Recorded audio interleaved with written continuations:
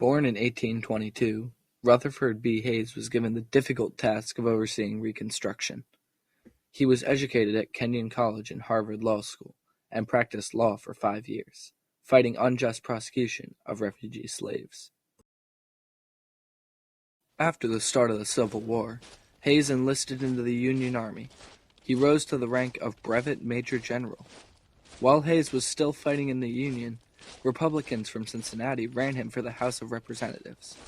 Hayes accepted this nomination, but refused to campaign for the position, stating, "An officer fit for duty who would abandon his post to electioneer ought to be scalped."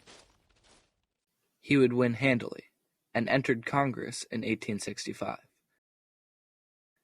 In the 1876 election, he defeated Samuel J. Tilden, winning the electoral vote 185 to 184.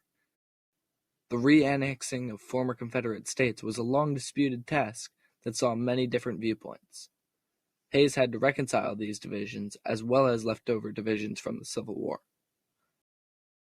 For his cabinet, he chose men of high caliber, not settling for anyone lacking merit. He promised protection for the rights of former slaves in the South, as well as advocated for the restoration of honest and peaceful local self-government. Hayes was highly opposed to any sort of corruption, so he issued an order forbidding federal employees' involvement in political activities. Hayes also worked towards recovering the economy after the Civil War by resuming gold payments for Civil War greenbacks, a paper money not backed by specie, silver, or gold. Arguably Hayes's most well-known act was withdrawing troops out of Louisiana and South Carolina, letting them self-govern once again, effectively ending the Reconstruction era. After his first term had concluded, he retired, humbly choosing not to run for re-election.